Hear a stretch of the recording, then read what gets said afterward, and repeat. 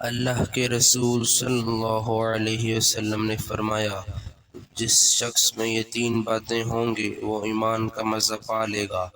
ایک یہ کہ وہ شخص جسے اللہ اور اس کا رسول صلی اللہ علیہ وسلم ان کی ماں سوا سے زیادہ عزیز ہوں، اور دوسرے یہ کہ جو کسی بندے سے محض اللہ ہی کے لیے محبت کرے، اور تیسری یہ کہ جسے اللہ نے کفر سے نجات دی ہو، پھر دوبارہ کفر اختیار کرنے کو وہ ایسا برا سمجھے جیسا آگ میں گر جانے کو برا جانتا ہے۔ اللہ کے رسول صلی اللہ علیہ وسلم نے فرمایا، جب جنتی جنت میں اور دوزخی دوزخ میں داخل ہو جائیں گے، اللہ پاک فرمائے گا، جس کے دل میں رائی کے دانے کے برابر بھی ایمان ہو، اس کو بھی دوزخ سے نکال لو۔